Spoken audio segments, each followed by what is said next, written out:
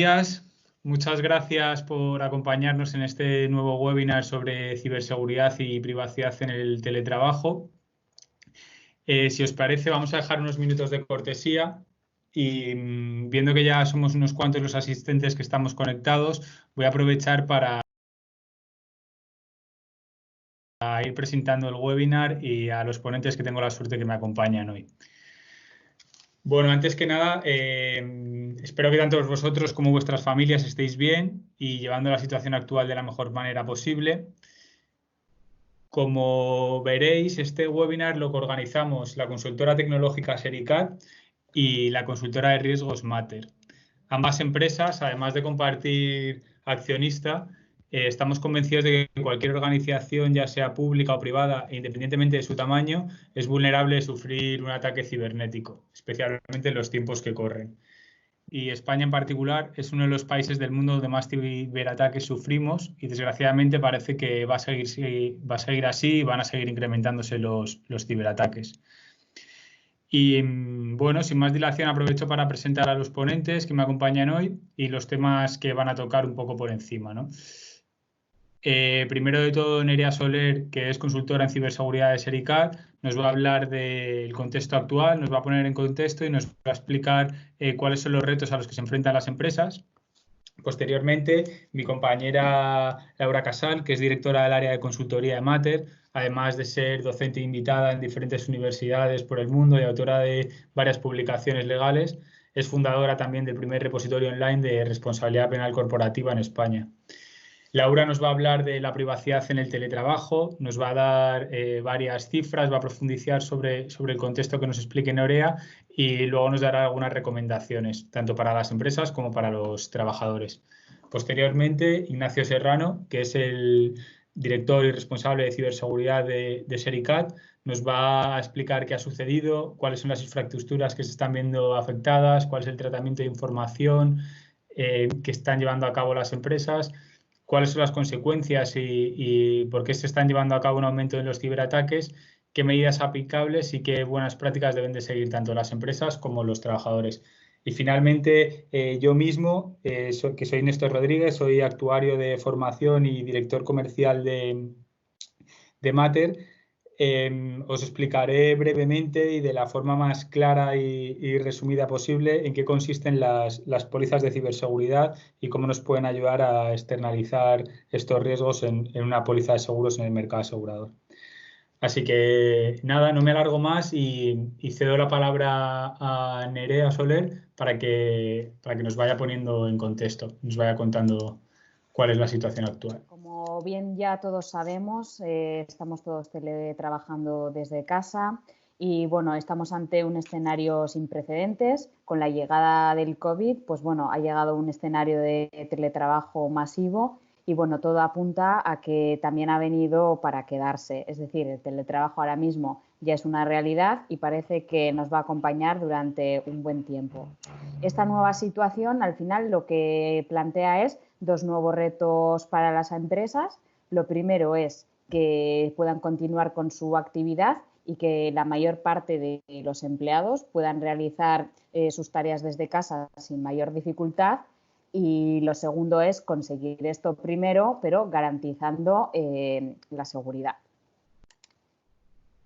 Como hemos podido comprobar, pues bueno, el teletrabajo sí que es una solución ahora mismo para continuar con la actividad, pero también conlleva a que las empresas estemos expuestas a mayores riesgos. Pues, por ejemplo, que accedan a la información personas que no están autorizadas, podemos tener problemas de acceso a la red corporativa, falta de control de equipos y dispositivos que se utilicen, uso indebido que se haga de información confidencial. También, como comentaba antes Néstor, pues podemos sufrir mayores ataques y demás. Ante este nuevo escenario de mayor riesgo, pues bueno, también necesitamos más necesidad de protección. Y lo primero, pues bueno, es focalizarnos en el empleado con mucho hincapié en formación y sensibilización y también concienciación. Luego sería muy importante también adoptar medidas preventivas que posteriormente os comentarán mis compañeros y también buenas prácticas. Y luego, por último, también tendríamos la oportunidad de, si no podemos asumir todo el riesgo, transferir parte del mismo al mercado asegurador, que también a lo largo de la presentación veremos cómo se podría realizar. Y a continuación le doy paso a mi compañera Laura, que nos profundizará un poco más en el contexto, focalizándolo más en la privacidad. Muchas gracias, Nerea. Por lo tanto, ahora mi cometido es intentar explicar el teletrabajo desde la perspectiva de la privacidad o la protección de datos. Entonces, como podemos ver en la diapositiva, ante pandemias como la que estamos viviendo del coronavirus, en numerosas organizaciones estamos generalizando ese uso del teletrabajo, no solo para facilitar ese confinamiento de los empleados, sino también como medida para evitar contagios. Si atendemos a cuáles son los datos del teletrabajo antes y durante el confinamiento, bueno, pues en primer lugar nos tendríamos que ir a ese informe EPA de la evaluación de la población activa, publicado en julio del 19, pero que analiza todo el año 2018. Y durante todo el 2018, en España, solo el 7,5% de los ocupados disfrutarán de la opción del teletrabajo, al menos de manera ocasional, porque aquellos que lo hacían más de la mitad de los días, el porcentaje ya bajaba al 4,3%. Por lo tanto, el porcentaje de trabajadores que nunca han teletrabajado se sitúa en un 91,5%. Y esta modalidad de trabajo está muy lejos de los niveles que tenemos en Europa, ya que el porcentaje de teletrabajadores en Europa se eleva al 17%, más del doble que en España y, bueno, según datos de un estudio de la OIT, de la Organización Internacional de Trabajo y de Eurofund. Pero son datos del 2017. Por lo tanto, que si comparáramos la cifra del 2018 con ese informe de EPA de datos del 2018, sería muy probable que esa brecha se incrementase aún más. Y si atendemos a nuestros colegas europeos, a países ya más concretamente y no a la media europea, bueno, pues tenemos a Francia con un 25% de teletrabajo, Suecia con un 33% y Dinamarca, el país que más dentro de la Unión Europea, con un 37%. Y ya si cruzamos el charco y atendemos a Estados Unidos, bueno, pues saber que en Estados Unidos el porcentaje de teletrabajo se sitúa también como en Dinamarca en un 37%. Acercándonos un poquito más a la actualidad, tenemos el informe Monitor de ADECO de oportunidades y satisfacción en el empleo, que se publicó en marzo de este año, marzo del 2020, y que analiza el último trimestre del 2019. Y los resultados son que el teletrabajo asciende del 7,5% de ese informe EPA al 7,9% de los ocupados en España, al menos de manera ocasional, lo que equivale más o menos, bueno, pues a 1,5 millones de españoles. Y según este informe, las comunidades autónomas con mayor porcentaje de teletrabajadores son Galicia y Extremadura, y las comunidades autónomas con menos porcentaje de teletrabajadores serían Canarias, Asturias y el País Vasco. Y ya si queremos sacar datos del teletrabajo en este periodo de confinamiento, nos podemos ir a la encuesta FUNCAS, publicada el 20 de abril del 2020, sobre el COVID-19, pero transcurridas 5 semanas desde la declaración del estado de alarma. Y según esta encuesta, según esta quinta encuesta FUNCAS, en esta quinta semana de confinamiento, el 36% de los ocupados están haciendo teletrabajo. Si atendemos a otros estudios y a titulares de prensa, bueno, pues siempre lo sitúan sobre el 40%, 45%. Esta encuesta sitúa el teletrabajo en un 36%. Por lo tanto, lo que podemos ver es que el teletrabajo ha sufrido una escala repentina abrumadora, ya que ha ascendido casi 30 puntos porcentuales. De ahí la importancia de que revisemos cómo lo hemos implementado y si cumplimos esas medidas técnicas y organizativas necesarias para garantizar la seguridad de la información y también dentro de esa información la seguridad de los datos personales, y también si cumplimos con esas medidas jurídicas adecuadas para protección de datos personales. Además, si atendemos a otro estudio que no he publicado ahí en la diapositiva, pero bueno, que es un estudio también que podríamos destacar aquí, de InfoJobs, analizando el teletrabajo, y que se publicó el 12 de septiembre del 19, el teletrabajo, según este estudio, pues es un factor del salario emocional que está despuntando a nivel mundial, y que su implementación en las empresas encaja en una nueva cultura empresarial que basamos en la confianza y el compromiso, y no como hasta ahora en ese control, ¿vale? Ya ahora se valora más llegar a objetivos, cumplir una serie de objetivos, que realmente el presentismo. Y según este estudio de InfoJobs sobre el teletrabajo, dice cuáles son cuáles serían los beneficios de implantar esta modalidad de trabajo remoto. Y empieza diciendo que no solo hay beneficios para el trabajador, como la conciliación de la vida familiar y laboral, sino también beneficios empresariales, como una reducción de costes para las empresas. Los trabajadores van a tener una mayor motivación, que por lo tanto se va a traducir también en una mayor productividad.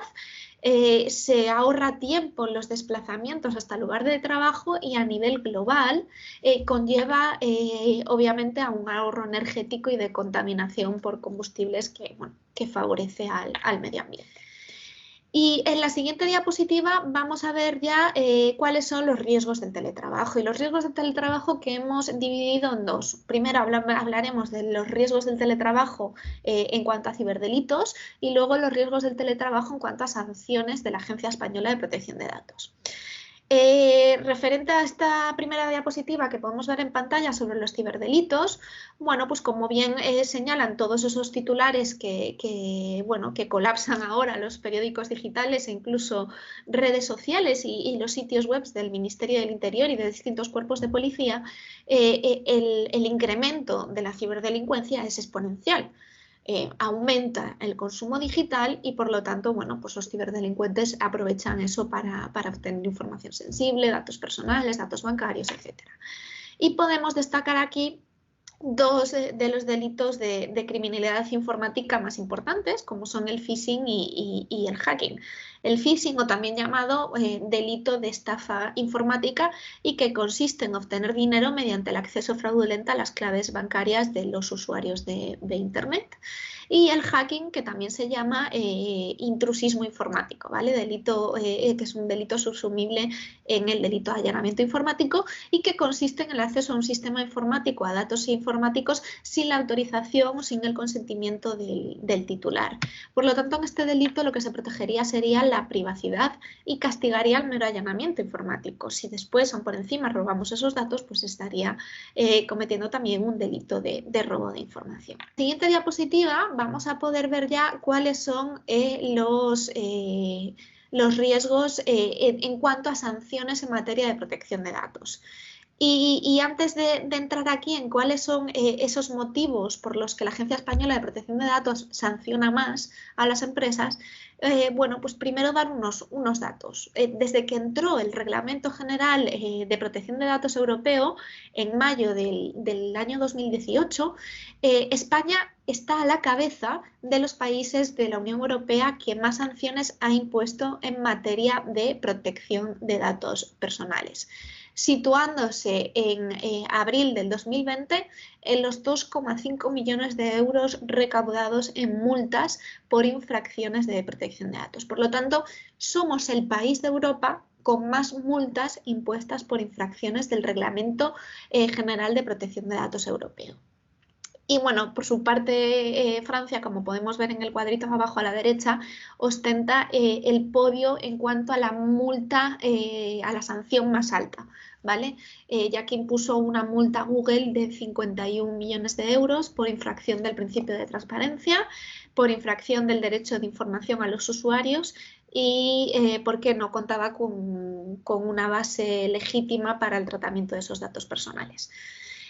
Antes, este podio de los 50 millones de euros como sanción más alta lo tenía Reino Unido, pero con el Brexit ya no podemos considerarlo ahí, y que había impuesto a British Airways una multa de 205 millones de euros por infracciones del Reglamento Europeo de Protección de Datos. Bueno, en resumen, la Agencia Española de Protección de Datos en total ha impuesto en los primeros 3 meses del 2020 ha impuesto nada más ni nada menos que 42 sanciones, situándose el mes de marzo del 2020 a nivel europeo como el mes que las autoridades de control en protección de datos de todos los países han impuesto más multas desde que entró en vigor este reglamento en mayo del 2018. Y decir también que en España las multas más cuantiosas son a empresas de telecomunicaciones y de energía. Y ¿cuáles son entonces estos motivos que conllevan más sanciones en materia de protección de datos? Son 2. En un primer lugar tenemos un motivo jurídico y en un segundo lugar tenemos un motivo de seguridad. El primer motivo jurídico es que no se cuenta con la base legal suficiente para el tratamiento de datos personales.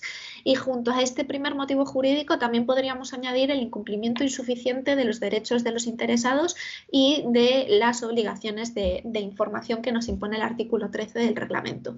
Y como segundo motivo de mayores sanciones sería un motivo de seguridad, que sería contar con escasas o ineficaces medidas técnicas y organizativas para garantizar esa seguridad de los datos, esa seguridad de la información. Por lo tanto, los riesgos en protección de datos son la falta de inversión en ciberseguridad y la falta de preocupación en la privacidad, en la protección de datos personales, tanto de nuestros clientes, de nuestros proveedores, de nuestros empleados, de los colaboradores, de los usuarios de nuestras páginas web, etc. Y por último, vamos a ver en la siguiente diapositiva ya las recomendaciones que podemos tener en cuenta para proteger los datos personales.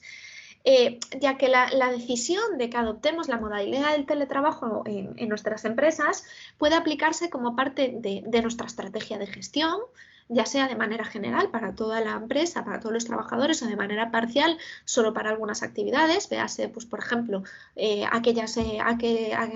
aquellos miembros de la empresa que van a viajar, o puede estar motivada por situaciones excepcionales como nos ha ocurrido en la actualidad derivado por esa pandemia del coronavirus. En el primer caso, por lo tanto, si se trata de una decisión que adoptamos como parte de nuestra estrategia de gestión, podremos realizar una planificación previa, ¿vale? Pero si la implantamos, el teletrabajo, por esas situaciones excepcionales, bueno, pues estas circunstancias de urgencia obligan a ponerlo en marcha con carácter inmediato, con carácter provisional, implicando, por lo tanto, una asunción excesiva de riesgos debido a esa falta de previsión y de planificación. Por ello, que realicemos a posteriori una reflexión sobre cómo hemos implementado ese teletrabajo es esencial. Ya que de ello depende la continuidad de nuestro negocio y la privacidad de nuestros clientes, de nuestros empleados, de nuestros proveedores, etc. Entonces, ¿cuáles son esas recomendaciones que podríamos decir? La hemos clasificado primero en recomendaciones para el empresario y recomendaciones para el trabajador. Y son recomendaciones que da la Agencia Española de Protección de Datos, ¿de acuerdo? En primer lugar, sería definir una política de protección de la información para situaciones del teletrabajo. En muchas de nuestras organizaciones ya contaremos con una política de confidencialidad, de privacidad y de seguridad de la información. Por lo tanto, lo que tenemos que hacer es revisar esta política y definir un campo específico para las situaciones de teletrabajo y, por lo tanto, contemplar las concretas necesidades y los riesgos concretos del acceso a los recursos corporativos desde espacios que quedan fuera de ese control de la organización. Y, por lo tanto, en esta política deberíamos determinar qué formas de acceso remoto permitimos y qué tipos de dispositivos son válidos para que podamos acceder. También deberíamos definir las responsabilidades y las obligaciones que asumen los empleados, informar a todos los empleados sobre esta política, obviamente, e identificar un contacto dentro de la empresa para comunicar las brechas de seguridad. Si tenemos delegado de protección de datos, por supuesto, será el delegado de protección de datos, pero si no, identificar a una persona de contacto que pueda gestionar todos estos asuntos. Como segunda recomendación sería elegir soluciones y prestadores de servicio confiables y con garantías. Es decir, que utilicemos aplicaciones y soluciones de teletrabajo que nos ofrezcan garantías, ¿vale? Y que no den lugar a una exposición innecesaria de datos personales. Y aquí debemos destacar que con estos proveedores, si esos proveedores van a tener acceso a los datos personales de nuestros clientes, de nuestros empleados, colaboradores, etcétera, vamos a tener que firmar con ellos, que suscribir con ellos un contrato de encargado de tratamiento, ¿vale? Porque así lo exige el artículo 28 del Reglamento Europeo.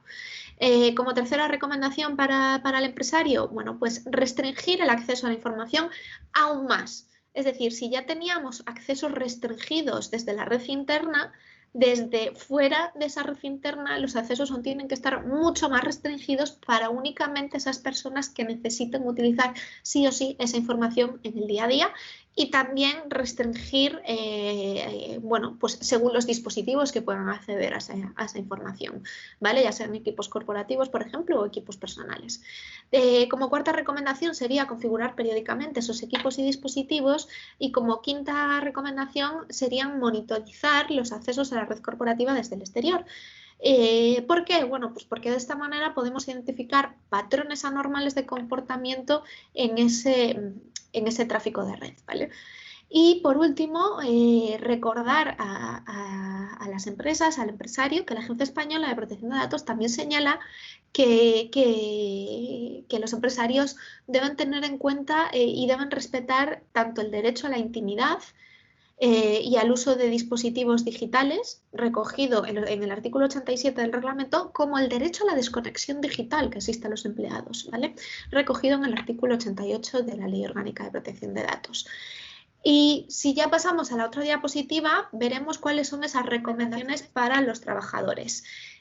Recomendaciones que obviamente deberán estar recogidas en esa adaptación de la política que hagamos a la modalidad de teletrabajo. La primera, obviamente, será respetar esa política de protección de la información en situaciones de teletrabajo. La segunda, proteger los dispositivos y su acceso. Debemos utilizar contraseñas que sean robustas, es decir, no podemos usar las mismas contraseñas que utilicemos para nuestras redes sociales, para nuestro email personal, y bueno, y proteger esos dispositivos con medidas que luego explicará mi compañero Ignacio. Como tercera recomendación, garantizar la protección de la información que se utiliza.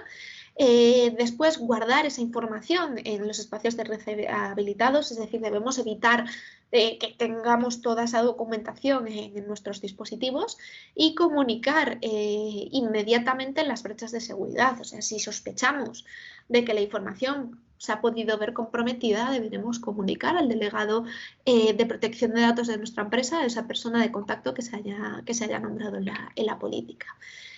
Y para acabar, bueno, pues resaltar simplemente que en estos momentos en los que el teletrabajo se ha vuelto imprescindible, las amenazas de la privacidad de los datos personales que tratamos los tenemos más presentes que nunca. Por lo tanto, cualquier información, y entre ella datos personales que tengamos almacenados en nuestros equipos, pueden ser susceptibles de un ciberataque. Y en este escenario, por lo tanto, es muy importante que contemos con una buena gestión del riesgo a todos los niveles, tanto a nivel jurídico y contemplar todas las medidas de protección de datos a los que estamos obligados a cumplir, y también a nivel de ciberseguridad, ¿de acuerdo?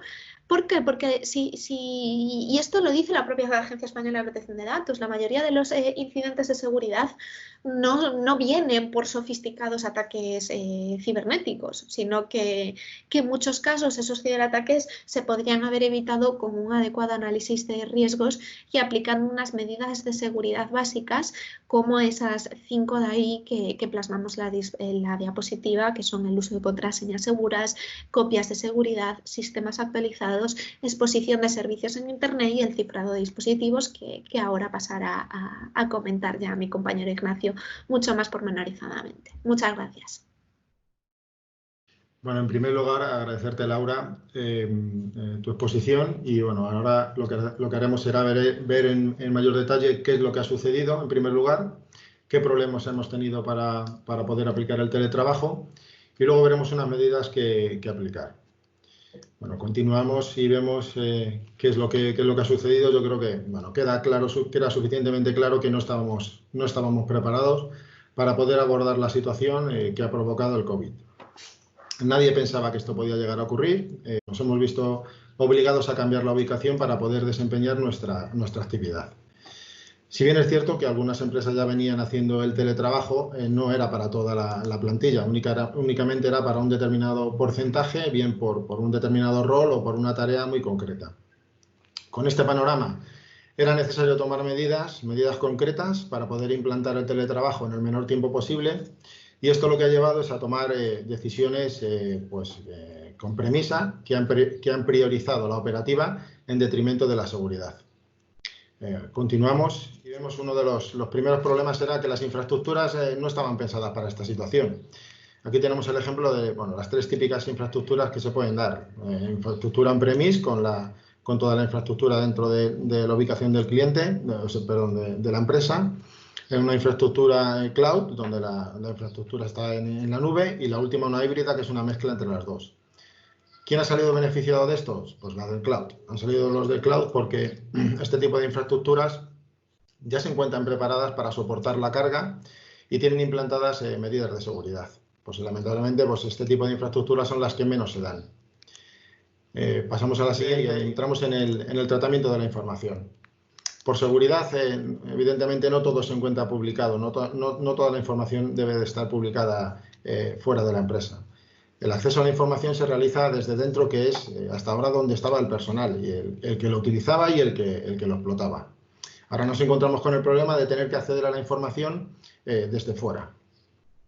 A esto se le suma que algunos sectores todavía trabajan sin la información digitalizada. Caso, por ejemplo, del ámbito legal, que todavía sigue trabajando con papel. Pues nos genera el problema de que el papel no te lo puedes llevar a tu domicilio, es de uso común. Y aparte, pues por seguridad debe de permanecer en las ubicaciones. En la parte del aprovisionamiento, ha habido un boom de compra de equipos portátiles y nos hemos quedado sin equipos portátiles. Hay una noticia del día anterior al decreto ministerial que los equipos habían experimentado un incremento de precio de hasta el 20% por falta de suministro. Esto deriva en un problema añadido, que es no tenemos equipos profesionales, vamos a utilizar equipos personales. Grave error. Luego lo analizaremos más adelante. Aquellas empresas que sí que hemos dicho que venían utilizando VPNs y que algunos empleados hacían teletrabajo, se han encontrado con el problema del dimensionamiento, no estaban dimensionados. No todos los usuarios pueden conectarse al mismo tiempo, porque empiezan a aparecer problemas de capacidad, aparecen problemas de corte de red, bloqueos, etc. Y continuamos y aparecen pues los que faltaban a la fiesta, los que intentan sacar partido frente a este tipo de situaciones. Hay una noticia que dice que en el último mes se ha experimentado un 85% de compra de dominios cuyo motivo estaba ligado al COVID-19.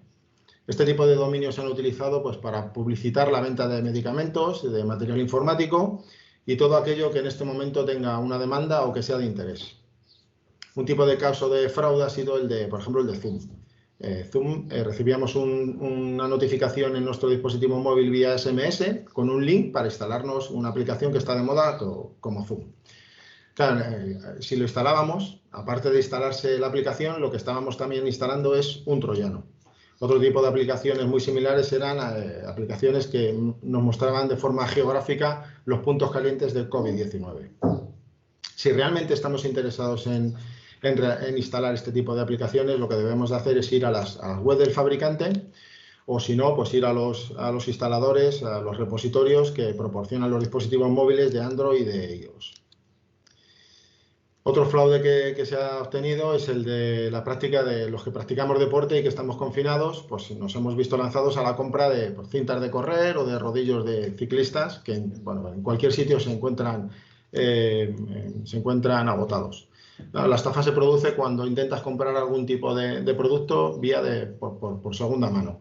Como evidentemente no puedes ir a recogerlo, pues el engaño se produce porque te dicen que te lo van a enviar por una empresa de mensajería. Pero claro, el pago lo tienes que hacer antes por transferencia bancaria. Y continuamos y entramos ya en materia de qué medidas debemos de aplicar. Y vamos a ver las medidas desde dos vertientes, desde la vertiente del empresario y desde la empresa, perdón, y desde la vertiente del empleado.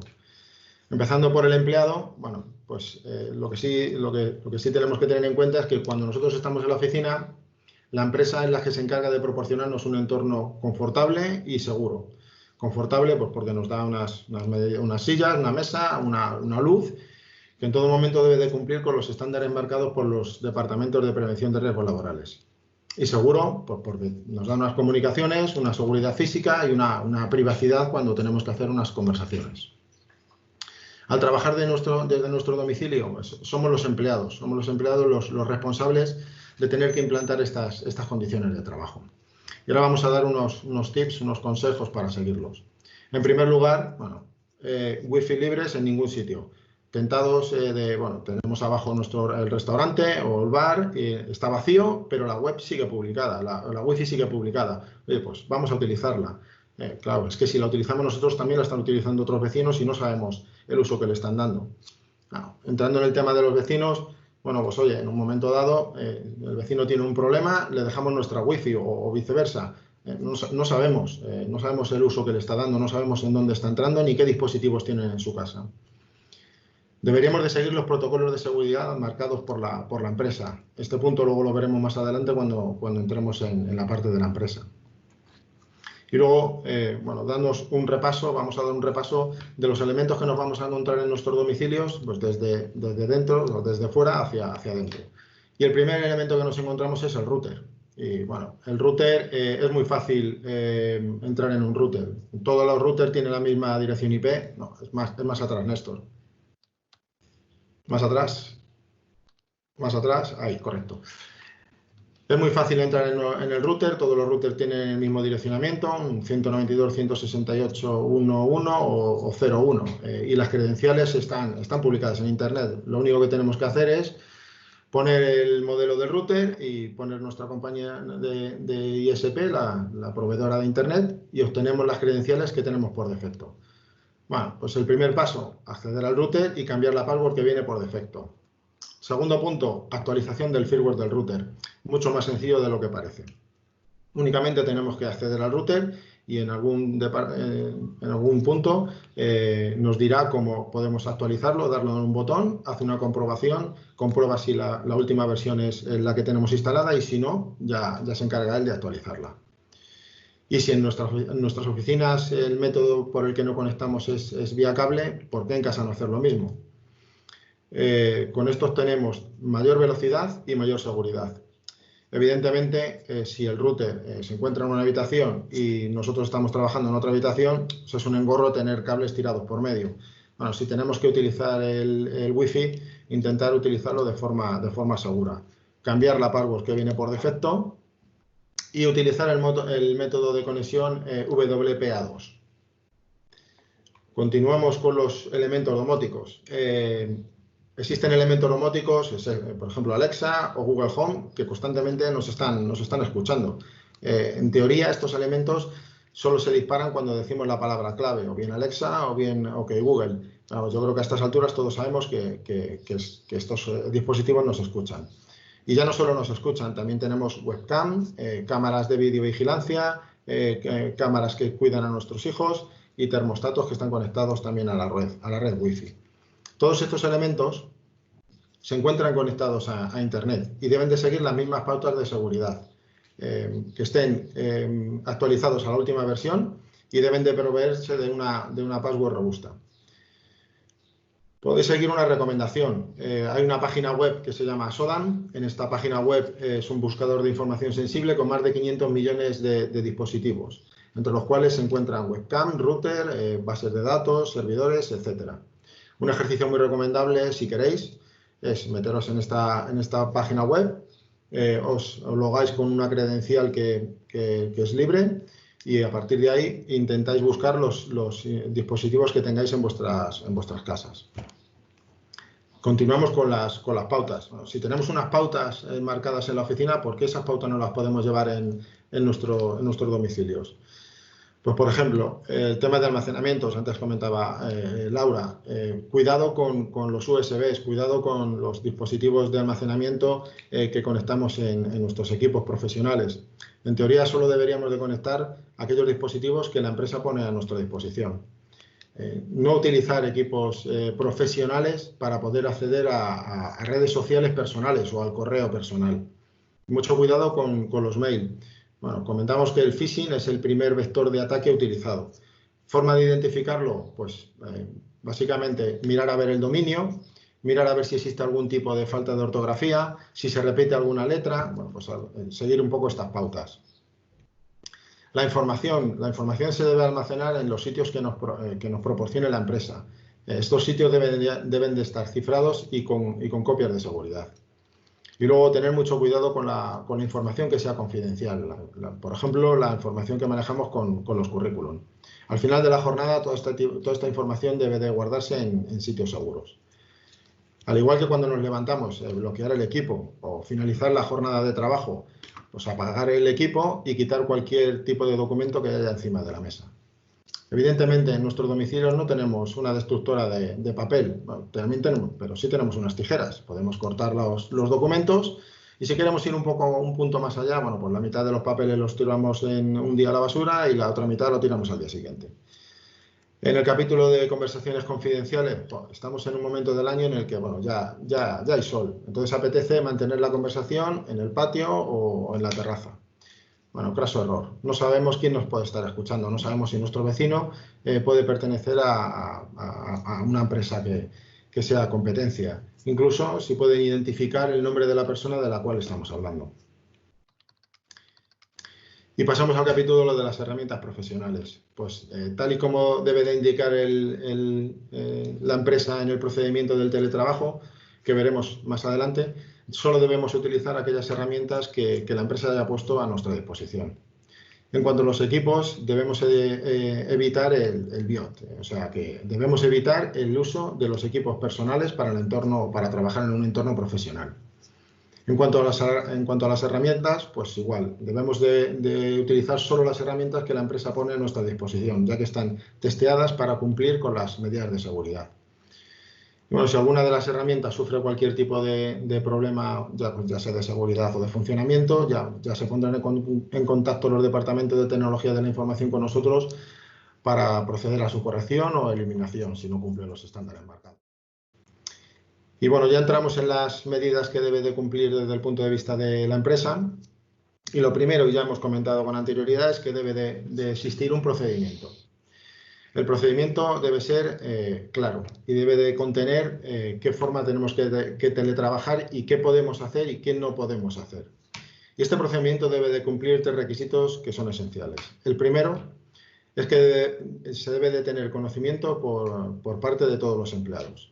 Segundo, que este procedimiento debe estar disponible en un sitio público y con acceso por todos los empleados. Y el tercero, que la lectura debe ser obligatoria. Algunas empresas lo que están haciendo es este procedimiento se les envía y los empleados lo tienen que devolver firmado.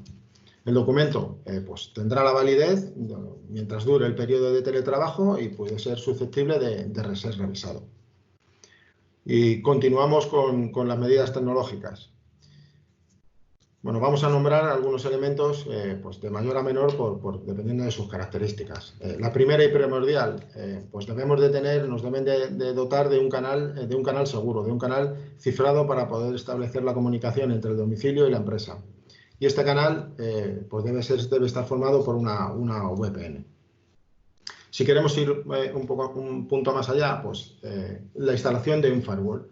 Este firewall ya lleva implícito la VPN y lo que hace es pues, asegurizar la entrada a nuestras infraestructuras. Otro elemento pues, es la adquisición de un UTM. El UTM ya tiene las características de los 2 elementos que hemos visto anteriormente y aparte de eso tiene otros servicios adicionales como por ejemplo el filtrado de aplicaciones, el anti-spam o antivirus. Evidentemente estos tipos de equipos son más caros, pero aportan muchas más funciones y sobre todo disponen del soporte y actualizaciones por parte del fabricante. Los beneficios que obtenemos con este tipo de herramientas, pues como comentaba antes también Laura, la monitorización. Con estas herramientas nos podemos detectar que estamos siendo, por ejemplo, estamos siendo víctimas de un ataque por fuerza bruta al detectar múltiples conexiones. También el control de la actividad por parte de los empleados. O sea, podemos recoger o tenemos recogidas tanto la hora del acceso como la hora de la desconexión. Continuamos con el portátil y con el software. Los portátiles deben de tener un antivirus que esté actualizado y que esté activo. Y los equipos deberían de estar cifrados, de manera que si los roban o los perdemos, pues no se puede acceder a la información que se contenga.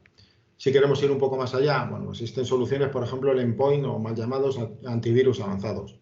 Cumplen las mismas funciones del antivirus, pero bueno, vienen dotados de otras funcionalidades, como por ejemplo de inteligencia artificial para comportar comportamientos anómalos. Si, por ejemplo, intentamos entrar en una ubicación de red donde normalmente no entramos, pues va a levantar una alarma al administrador de seguridad. Si detecta que estamos haciendo un consumo muy elevado de LAN, pues se puede interpretar como que está haciendo una fuga de información. Pone el equipo en cuarentena, corta la red e informa a los administradores y al responsable de seguridad. Entrando en el capítulo de las herramientas corporativas, pues no podemos tener reuniones físicas. Herramientas como por ejemplo Teams viene con una suite de soluciones de videoconferencia, de chat, de repositorio de información. Skype también es una herramienta bastante utilizada a nivel de videoconferencias y SharePoint también a nivel de aplicaciones y de repositorios. Vemos ahora distintos modos de conexión a la información en función de los recursos. La primera es la conexión vía VPN. Tenemos nuestro equipo portátil con el que trabajamos en las oficinas. Con este mismo equipo nos desplazamos a nuestros domicilios y establecemos el canal. En ese momento es como si estuviésemos en nuestra oficina. El segundo método es, bueno, llegado el caso de que no trabajamos con un equipo portátil, sino que trabajamos con un equipo de torre en la oficina. Lo que hacemos es, la empresa nos provee de un equipo portátil, establecemos la comunicación vía VPN desde el portátil del domicilio y hacemos un salto al equipo que tengamos en la oficina. El problema que conlleva este tipo de configuraciones es que, bueno, que si el equipo se apaga, si el equipo tiene cualquier problema o se desconecta, no podremos trabajar. Para ello, bueno, vamos al siguiente, que sería el VDI, que es el mismo caso que el acceso remoto, pero que en vez de ser un equipo físico es un equipo virtual. Es mucho más seguro porque son los administradores de tecnología de la información los que ya hacen la administración de estos VDIs. Bueno, y continuando, entramos en los factores de doble autentificación. Los factores de doble autentificación, los primeros que lo implantaron fueron las entidades bancarias y su uso es, bueno, bastante sencillo. Inicialmente nos pide una contraseña y una password y en un momento determinado, cuando se supone que tenemos que hacer la operación sensible, pues nos solicita un código que nos es proporcionado vía SMS a nuestro dispositivo móvil. En este momento, este tipo de soluciones pues ya no son tan fiables, porque lo que se está haciendo es copiar o clonar nuestra tarjeta SIM. Con lo cual, cuando se envía el SMS, se envía por duplicado. Se envía a nuestro dispositivo móvil, pero también se envía al del hacker.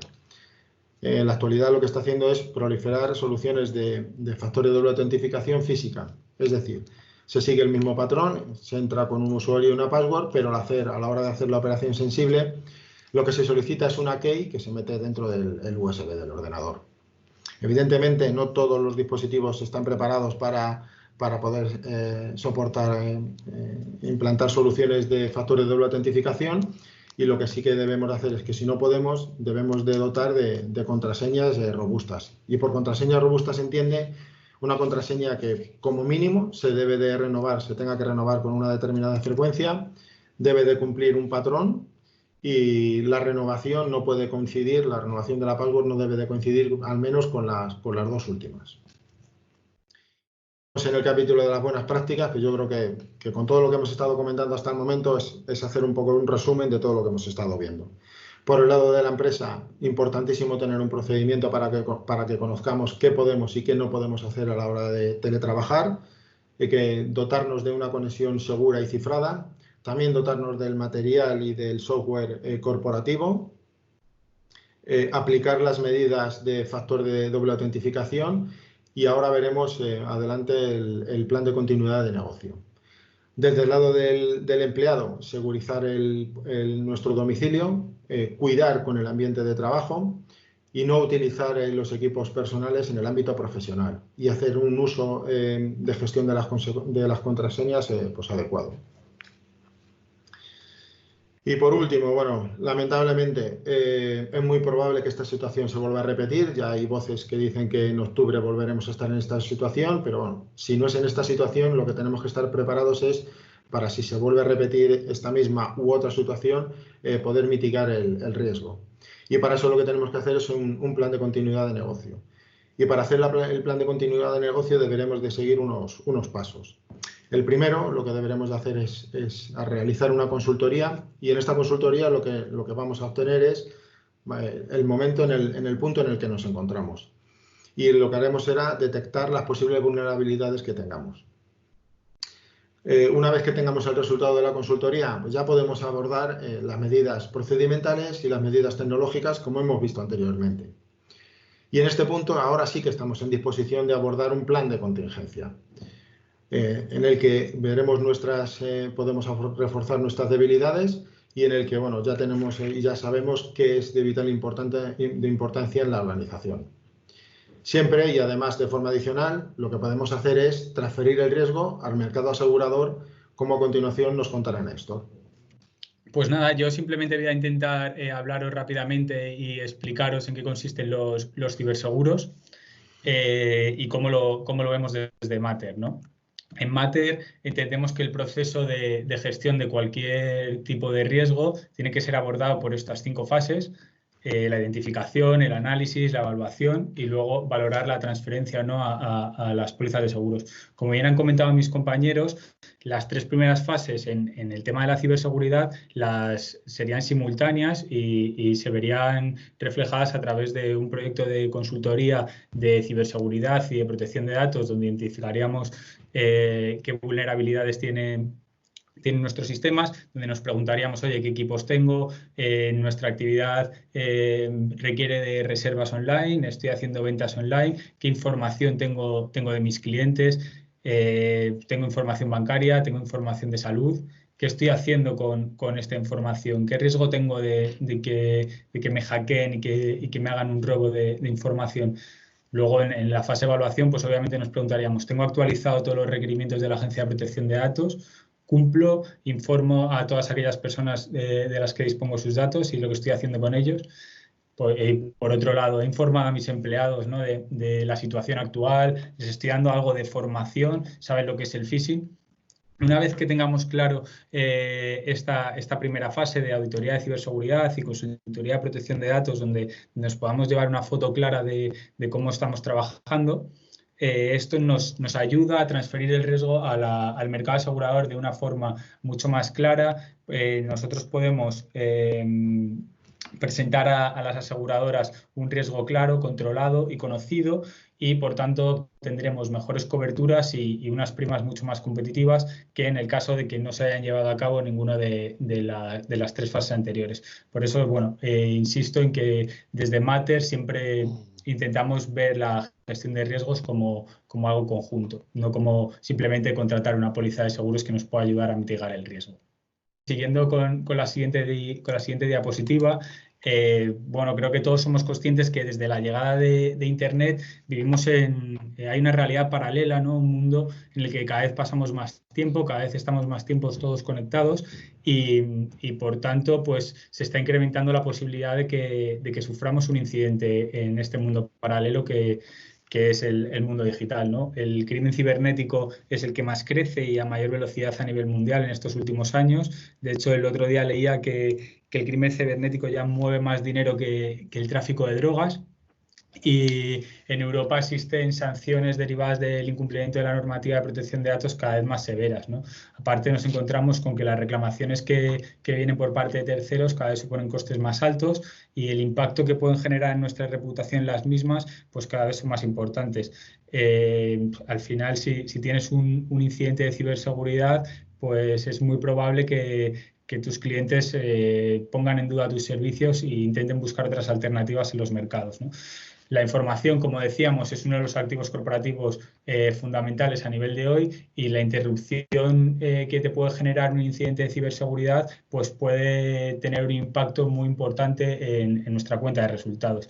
Y para ello, las aseguradoras pues, se dieron cuenta de esto hace prácticamente unos 10 años y propusieron unas pólizas de seguros que han ido evolucionando. Primero tenían una cobertura fundamentalmente de responsabilidad civil y ahora, como veremos, también tienen una estructura doble en la que nos dan una cobertura de responsabilidad civil y una cobertura de daños propios. En las dos siguientes diapositivas os voy a intentar resumir las coberturas fundamentales que encontramos en el mercado asegurador, independientemente de que cada aseguradora tenga sus matices y pueda incluir algunas coberturas adicionales o algunas franquicias o coberturas adicionales principalmente, ¿no? Entonces, pasamos a destacar cuáles son las coberturas más destacadas dentro del bloque de daños propios.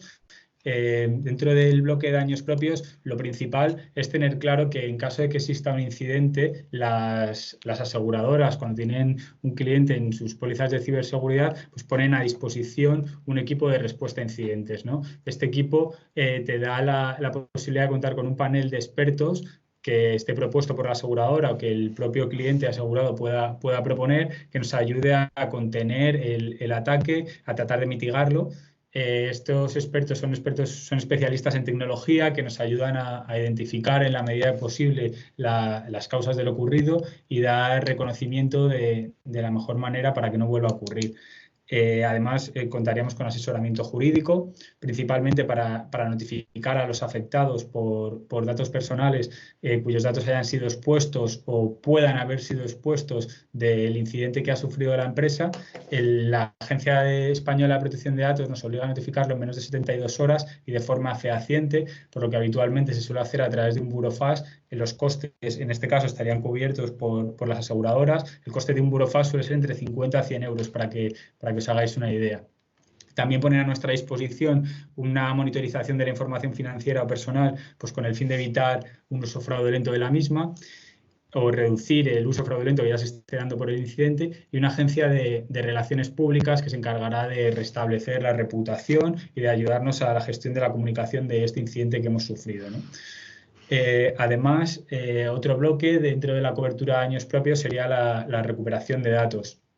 La recuperación de datos lo que nos está dando es la posibilidad de revisar cuáles son las bases de datos afectadas y cuáles necesitamos en nuestra operación diaria para tratar de resolver cualquier problema o virus o brecha que haya en nuestras aplicaciones o nuestros sistemas y que nos estén impidiendo de desarrollar nuestra actividad de una forma normal. Luego entraríamos en las dos coberturas económicas, ¿no? La primera sería la pérdida de beneficios. Las aseguradoras lo que valoran aquí es el impacto que está sufriendo el incidente en nuestra cuenta de resultados, en nuestra facturación. La cobertura que nos dan suele ir desde las 10 primeras horas desde que se ha llevado a cabo el incidente, ha surgido el incidente, desde que se ha notificado hasta 4 meses. Es más o menos la cobertura estándar que están dando las aseguradoras y calcularían en base a los últimos 12 meses de facturación, de ingresos, cuál sería la indemnización que nos van a dar por estos 4 meses de parada o de interrupción de negocios que nos pueda suponer un incidente de ciberseguridad. Y por otro lado, la cobertura más nueva y cada vez más demandada es la de extorsión cibernética. Esto sería el supuesto de que un empleado pues entra a su equipo y se encuentra un mensaje diciendo los datos han sido secuestrados, la información ha sido encriptada. Para recuperar la misma tienes que ingresar X bitcoins en la siguiente dirección. Entonces, nosotros, la mayoría de nosotros no estamos acostumbrados a lidiar con este tipo de delincuentes, por lo tanto la aseguradora lo que nos pone a nuestra disposición es un equipo de mediación que se encarga de lidiar con ellos, de tratar que el rescate sea el menor posible, y luego en caso de que finalmente sí que haya que pagar un rescate para recuperar los datos, pues sería la aseguradora la que nos reembolsaría. Nosotros tendríamos que pagar el mismo y luego la aseguradora nos haría un reembolso económico. Siguiendo con las pólizas de ciberseguridad, las coberturas que nos encontramos en daños a terceros, pues principalmente son vulneración de datos y fallos de seguridad, es decir, cualquier incumplimiento del deber de confidencialidad o de protección de datos personales que debido a un acto incorrecto y que estemos causando problemas a terceros, pues nos cubriría el importe de la indemnización, el error en los programas y pondría un equipo a nuestra disposición para tratar de solucionarlo, y también se cubrirían las multas o sanciones de la Agencia de Protección de Datos. Esto es un tema que suele llevar a mucho debate, pero de momento no hay ninguna sentencia en contra. Entonces no solo se incluye la notificación a los clientes o a los terceros que hayan sufrido el incidente, sino que también se llegaría a cubrir hasta la sanción que el organismo regulador imponga al asegurado. Y luego, por último, destacar que dentro de la cobertura de daño a terceros, pues también tendríamos una cobertura en caso de que el hackeo se produzca en la web de nuestro cliente, del asegurado, o incluso en sus redes sociales. Aquí la cobertura que nos daría la aseguradora pues sería la contratación de especialistas forenses para preparar la defensa de la reclamación, el importe de la correspondiente reclamación y lo mismo, los gastos derivados de una inspección de datos ejecutada por la Agencia Española de Protección de Datos en este caso. En caso de que fuese una actividad realizada fuera de España, las pólizas suelen tener un ámbito territorial mundial y también darían coberturas a las sanciones de cualquier agencia de protección de datos de otro país, ¿no?, en el que la empresa tenga actividad. Por favor, revisar los micrófonos porque estoy escuchando alguna voz más. Si podéis ponerlos en silencio. Y bueno, aparte de estas coberturas de daños a terceros y de daños propios, lo que vamos a encontrar en el mercado asegurador son un montón de extensiones. Al final, la mayoría de extensiones de coberturas muchas veces suele ser más un tema comercial que una extensión de cobertura que de verdad nos esté aportando un servicio, ¿no? La que sí que consideramos muy importante y es fundamental revisar, sobre todo si no tenemos una póliza de crime, de infidelidad de empleados, es la extensión de commercial crime, que nos daría cobertura, aparte de los delitos cibernéticos, a aquellos supuestos de man in the middle. Entendiendo man in the middle, pues un intermediario que se interpone entre nosotros o un cliente o un proveedor y bueno, pues utiliza información financiera a su antojo, sacando partido y falseando facturas o recibiendo sobre todo ingresos a su cuenta cuando deberían de ser directamente entre el cliente y el asegurado, o el proveedor y el asegurado. Y simplemente recordaros que el coste de las pólizas de ciberseguridad no es demasiado elevado. Sí que estamos viendo que se está incrementando en estos últimos 10 años, pero se está incrementando para aquellas empresas que no tienen claro el riesgo al que se atañen y que no llevan quizás una consultoría de ciberseguridad y de protección de datos. En la presentación os he incluido varios ejemplos de siniestros para que podáis revisar y ver cómo actúan las pólizas de ciberseguridad. Son siniestros más del día a día, de empresas, pymes, no son siniestros tan grandes como el que ha podido tener Google en Francia, Facebook, el que tuvo Sony con la PlayStation, que le robaron un montón de datos bancarios de todos sus usuarios, sino que como veréis, pues son secuestros más del día a día. Por ejemplo, si comentamos rápidamente de una cadena de ópticas donde un empleado, en este caso un empleado millennial, recibió un correo diciendo que se había pasado del límite de velocidad, pinchó y bueno, pues ahí ya se explotó el incidente, ¿no? Se había infectado un virus que encriptaba todos los archivos del servidor de todas las clínicas, eran datos que comprometían la información de pacientes y también comprometía el software para el funcionamiento de negocio. En este caso, este siniestro era de 2015 y los delincuentes solicitaban un poco más de 3.000 euros en bitcoins para liberar sus datos.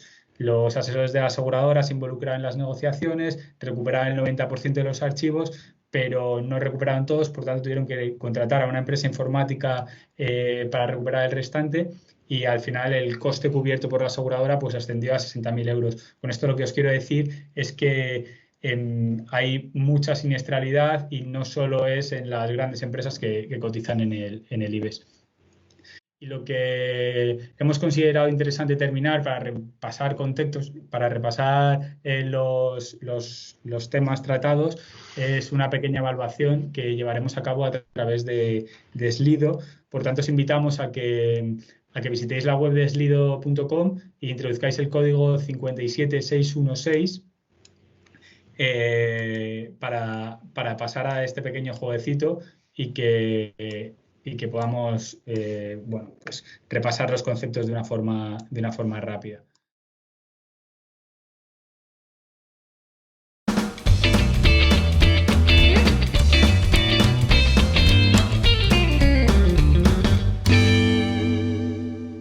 Bueno, pues primera pregunta. ¿Cuáles de las siguientes infracciones de la Agencia Española de Protección de Datos implica imposiciones de multas a las empresas? 1. Base legal insuficiente para el tratamiento de datos personales. 2. Escasas y o ineficaces medidas técnicas y organizativas para garantizar la seguridad de la información. 3. Incumplimiento de la obligación de información a los interesados. 4. Todas las anteriores son correctas. Cuando hayáis contestado, vamos a dar 10 segunditos más y vemos cuál es la correcta.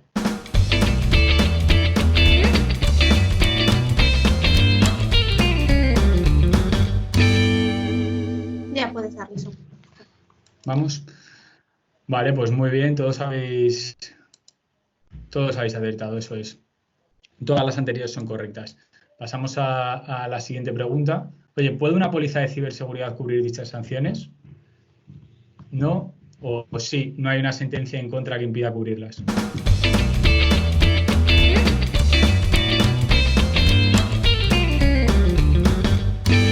a ver qué habéis contestado. La respuesta correcta era que sí. Y vemos que todos habéis acertado muy bien. Sois alumnos muy aplicados.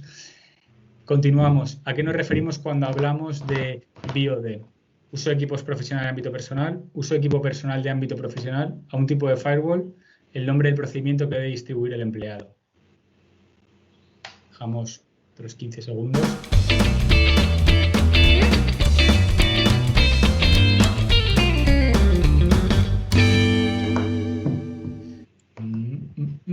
Y la correcta, uso de equipo personal de ámbito profesional. Aquí ha habido ya un poco más de dudas. Pero bueno, el 85% habéis aceptado, está muy bien. ¿Quién tiene que elaborar el procedimiento de teletrabajo? ¿El proveedor de ISP, el empleado, la empresa, el fabricante de las VPN? Dejamos otros 10 segunditos para esta penúltima. Ya solo queda alguna pregunta más.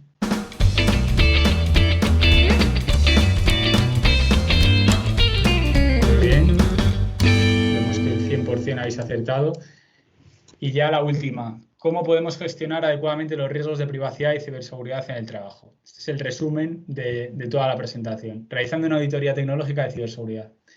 Implantando un adecuado sistema de protección de datos tras una consultoría de privacidad. Transfiriendo los ciberriesgos a una póliza de seguros. O la última, adoptando las 3 opciones anteriores de manera simultánea para mitigar al máximo los citados riesgos.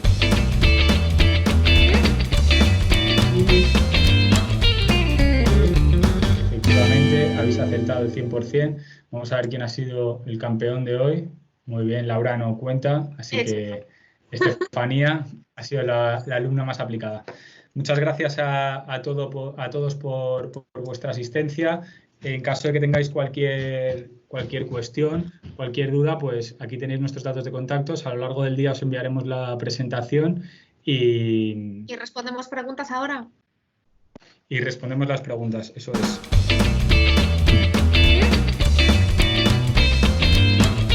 Hay una que ya hemos respondido Ignacio y yo a medida que la fuimos viendo. Sí, queda una de Irache, Creo que es disponer de un procedimiento de trabajo es recomendable u obligatorio por normativa. A ver, estos son buenas prácticas. Es recomendable, no es obligatorio. Sobre todo con el procedimiento, lo que tiene que quedar muy claro es lo que la empresa permite y no permite hacer, ¿no? Es una recomendación. Al final, con todo el reglamento de protección de datos y con toda la normativa de protección de datos, tenemos que tener una actitud proactiva en el análisis del riesgo de la protección de datos personales que tratemos en nuestra empresa. No es obligatorio realizar un procedimiento o aprobar una política en sí misma, pero sí es muy recomendable. Por eso está como la primera de las recomendaciones que hace la Agencia Española de Protección de Datos ante la adopción de la modalidad de teletrabajo. Vale, pregunta Aitor. ¿Son las aplicaciones de firma digital seguras? Vamos, yo entiendo que sí. Son aplicaciones seguras siempre y cuando te las bajes y las instales como corresponda. Aplicaciones como no sé, Cuenta Firma o alguna de este tipo que son distribuidas por organismos públicos, vamos, cuentan con toda la seguridad para instalarse. Lo que sí que hay que hacer es instalarlas, como hemos comentado, desde los proveedores de las aplicaciones, no desde URLs o desde sitios que no sean de confianza. Muy bien. Pues, a ver, nos dejamos alguna pregunta más. En época de teletrabajo, ¿os podría contratar una consultoría? ¿Estáis disponibles? ¿Qué le decimos a José Antonio? Por parte de Mater creo que sí, por parte de Y por parte de Sericat. Sericat, pues por supuesto. En Mater seguimos al 100% teletrabajando y en Sericat también, así que por supuesto que tal y como hacemos un webinar por videoconferencia, podemos hacer el proceso de consultoría también por videoconferencia. Eso es. De hecho, desde Sericat estamos haciendo un ejercicio de consultoría, bueno, de forma remota para determinadas empresas. O sea que si alguien quiere que le hagamos este tipo de consultoría, solo se tiene que poner en contacto con nosotros. Estupendo. Vale, pues si no hay ninguna pregunta más, si os parece, nada, agradecer de nuevo la atención y quedamos a vuestra disposición para cualquier consulta, para cualquier aclaración adicional que tengáis. Por mi parte, nada más. Así que nada, gracias a todos. Muchísimas gracias a todos y un saludo. Muchas gracias.